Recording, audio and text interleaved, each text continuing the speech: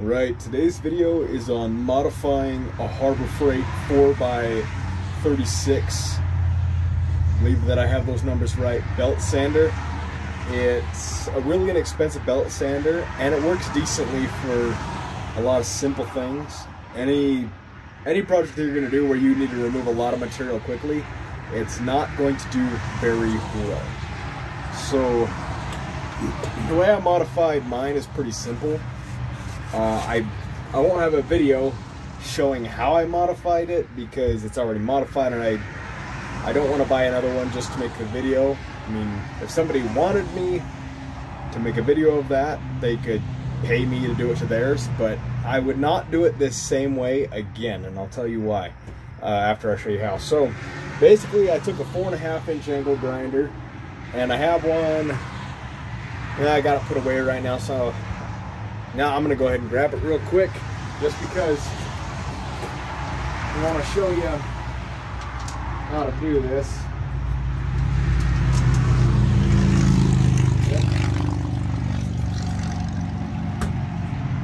And I don't have the nut right close because I left one of my nuts in my truck, so there's only one inside my shop right now. Anyways, so I basically took the angle grinder, make sure there's no power attached, and I came in and I wore my goggles when I did this. I've taken a sliver through the pupil, and that wasn't very fun. And then I put the paper on it and clamped it down in place, and I made a very soft touch to make the outline of where I needed to make the cut, so that the sandpaper belt would sit flush to this side. And then I did the same thing on the other side to make the general lines that I needed to cut on. I then came in and I made a cut right here, making this shoulder. Made a cut down here, making this shoulder. Made a cut here on the outside. I didn't cut the full length of my lines because I didn't want to have too much excess cutting, creating all these little edges here and there. So I cut it pretty close, and then I pried it out with a set of pliers. And I did it on the back side too, so that when I'm running this thing, if I want to have a little bit of slack, so if I want to smooth out a portion of a handle, I can push it into the sandpaper on the back deeper without without basically losing any. Basically, I can push it as hard as I want and into the belt and still have enough tension to remove some stuff. These aren't very powerful sanders though, so you can't ask too much of them. So in the cutting on the back side here, you'll see this bit of framing here, and the spring, and this arm that does the tension of the belt. You want to avoid cutting any of these crossbars because that's a lot of the structural integrity. That's why I did not take material out of this part up here. I didn't want to damage the structure, but I did take plenty of material out from down here. There isn't a whole lot of power in these things, but you still don't want to remove too much material because you want the body of this part of the sander to maintain its strength. You don't want to just hack it up so small that you're gonna get it bent when you push on it. And then down here, I had a bunch of 2-inch wide belts, so I actually cut in here as well and folded this back so that I could run 2-inch belts, because 2-inch belts sometimes are a little cheaper depending on what belt manufacturers you go through. And so what these shoulders allow me to do is when I put the paper on, and I don't use this sander to grind my knives anymore, but the thing I do use it for at this point is as a knife sharpener, and it actually does work phenomenally well as a knife sharpener. I can sharpen any knife on this thing very quickly. Even when they're really hard, I can still sharpen them very, very quickly. And so I use these shoulders, and the paper is just, when you fire these things up, the paper can travel just a little bit, and as they wear with time, they'll get uneven parts, but that doesn't mean that it doesn't work anymore. But I can fire this thing up, and I can run it for sharpening, And then I can take one of my knives. This is one that's it's completely done in terms of its heat treatment and its grinding. I just need to polish it, put a handle on it, build a sheath, and it's good to go. And I get the belt either right on the shoulder or just before the shoulder. It's better if you have it right on the shoulder, because then you're not eating away the material on the ricasso, and you're just not creating a different look on the ricasso, and everything's a little more consistent. Some people like knives that have a little notch right here, so that you, and for some reason the name escapes me of it at this moment, but you basically just take a file, or if you have an I use an angle grinder that's kind of got a rounded edge on a really thick cutting disc, and that's how I make mine, because I can make it really fast that way and it doesn't look too bad. But you do that so that the entire blade can get sharpened, and there isn't this awkward little section of flatness between the ricasso and the blade. So I fire this up, I choose my angle, I go this way with it, and I go this way with it. I just run a 400 grit belt, and I go back and forth. You do have to watch it though when you're sharpening with a belt that moves, just because you can't slow this thing down unless you're willing to take it apart and replace some of the gear ratios. But it's not so fast that I'll burn the tip up on the knife and lose the temper, but it's fast enough that I can sharpen quickly. I just have to make sure that at that end piece I do need to get it off so I don't overheat the tip and make the tip weak. But yeah, that's the simple modification for it. If I had it all to do over again though, and this may surprise you, I would not have cut any of that body out at all, because I found a better solution than cutting out the pieces of the body. However, I'm still going to keep this around because it's very handy for sharpening knives. I can fire it up, I can run these belts, they last quite a while, I can sharpen many knives before that belt goes bad. I do not use it for any material removal though, because it's just not powerful enough to do it fast. Although it is nice because you can't avoid injuries, because the belt only has so much power and it can only move so quickly. So I'm going to move over to my other belt sander so I can show you what I wish I would have known now and what I wish I would have done to this instead of what I actually did. Okay, I hope the camera stays right there. All right. So this is the rigging that I have for my more powerful belt sander. I have a 4x24 Makita belt sander here, and I bought this on sale, and instead of chopping away any of the body, because I thought I might have to modify it that way, I just was looking it over, I disassembled it, and I just got thinking, and I realized instead of cutting away anything from the body,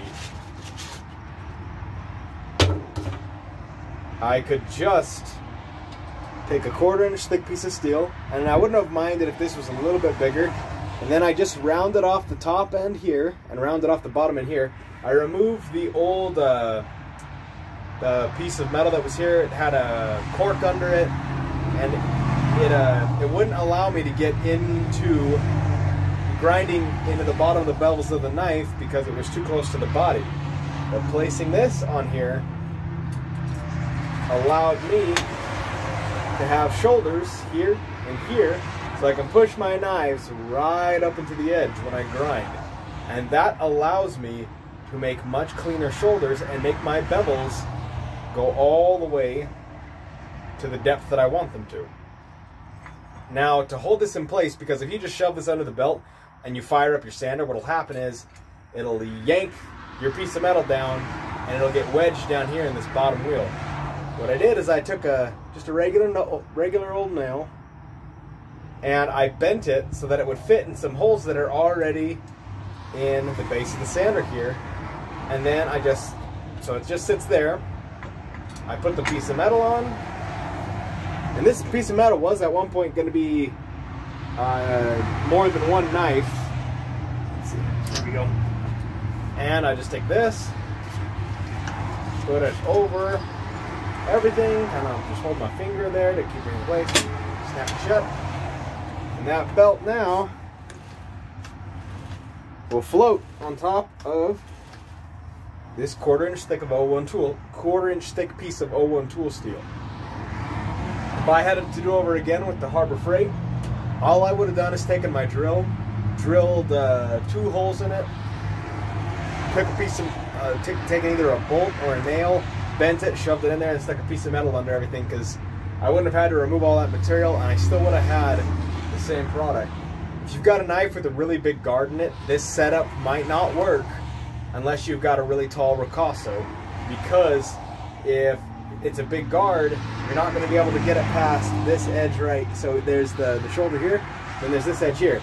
Now, and I would not recommend cutting anything off of this. If you decide to imitate this particular setup, I would not recommend cutting up the Makita at all. Not at all. I just feel like there's a lot more power in this. I can't remember how much horsepower is in it. Something like, I don't even want to guess because I can't remember and I don't want to sound dumb. But this is the 4x36 Makita sander, and it is, as far as I'm aware, it's the most powerful belt sander that they use. I want to say it's around 3/4 of a horsepower. I think that's it. Maybe I'm wrong, maybe I sound dumb, but I think that's it. But my setup here is I just have some pipe, some threaded pipe clamps that I've basically just kind of mounted on here. The wood is just drilled in place. My stand, well, if I go like this, my whole table will move because I only have so much things that I can screw it in my workshop here. And eventually I would like to build a much better stand and build a little platform here so that I could actually rest knives on that and sand without, you know, having to just freehand it. But it's all right for now, and it works pretty darn well. And with the power that the sander has and this very, very, very non-invasive alteration that I've done, it works phenomenally. I do run a vacuum a lot of the time when it's running, just to control where my sparks and my dust go. Always wear breathing protection when you're working with stuff like this, because you just don't want to give yourself any kind of health issues later on or immediately. But yeah, that's pretty much all I have to say about how to modify those. If you do decide to build something like this, you're doing it at your own risk. It's not what the tool is made for. And a lot of people would probably judge you, or they might think you're smart. Either way, I guess both would be judging you. But yeah, this 4x24 sander here though works really well for my purposes, and I'm willing to, you know, do this on my own.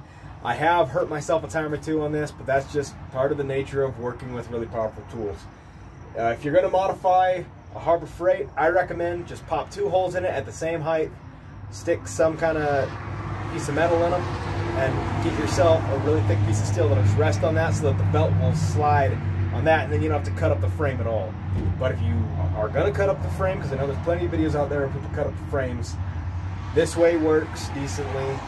But in my opinion, just drill 2 holes in it, shove a piece of metal in there, clamp the belt down. You've got shoulders, and it'll work just fine. I don't have anything to add other than that, except I'm a custom knife maker. I'm going to put a link to my online store, which is on Etsy, and the link down below. I have some custom work. Even if you're not interested in buying a knife from me, but you have a question, you can reach out to me over my Instagram, Curly Cowboy, or comment down below. Happy to answer any questions as far as my knowledge can go. Somebody out there might be able to give you a better answer than I can, but I'll give you the best answer I've got. But here's just some of the modifications that you can do on a belt sander, so that you don't have to go out and spend a couple $1,000s. Although at some point later on down the road, I will go and spend a couple $1,000s on a nicer belt sander, just because it'll give me more freedom, more power, and more efficiency in my knives. But I hope you enjoyed this video today. Hopefully it's not too long-winded, but if you're planning on doing these modifications, I hope that you enjoyed it. Have a nice day.